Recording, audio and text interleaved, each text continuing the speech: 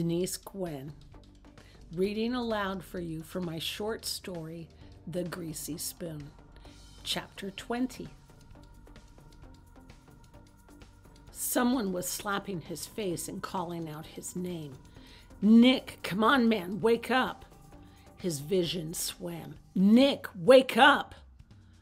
A half moon of stars shimmered in his vision, then drifted away as he opened his eyes and registered Ed's terrified face. "Nick, hey," he said. Ed stared at him hard for a long moment, then leaned back on his haunches and ran his hand across his face. "Oh, dear Christ, thank God, Nick, you're alive." "We're still here, aren't we?" Nick said, rising to his elbows and looking around him. For one absurd second, he dimly hoped that he'd awoken in a hospital room somewhere or out on the sidewalk in back of the courthouse, but no, they were still in the slaughterhouse. Only they'd been moved to a break room of some kind, with plastic folding chairs and tables and vending machines off in a corner. A slight movement out of the corner of his eye startled him, but then he saw it was a Latino man.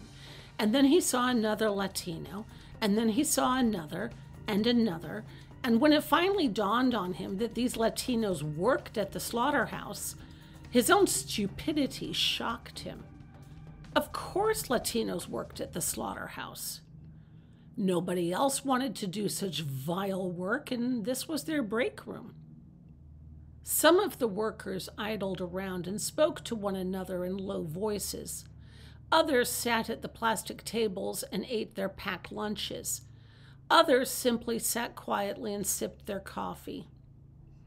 They were all biding their time until their break ended and they returned to the grim business of butchering hogs.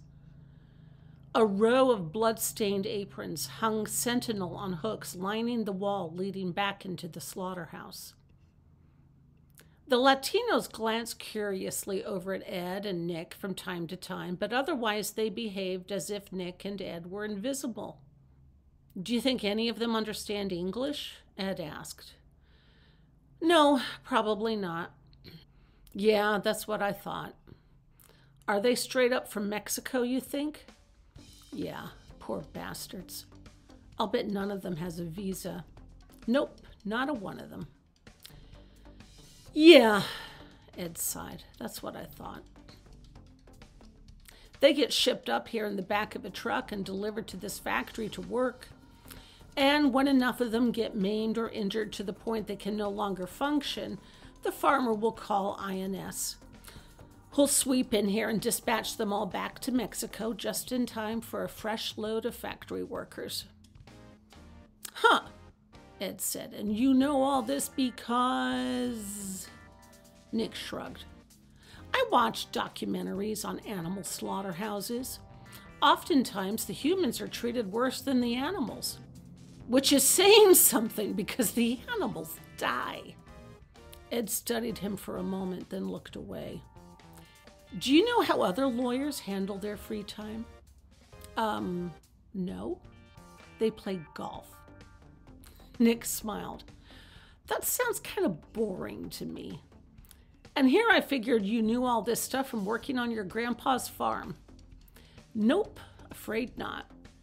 Nick wanted to say something more along the lines of, "Oh yeah, tell me more about the time you lived with your grandpa and how he raised only a couple of hogs at a time."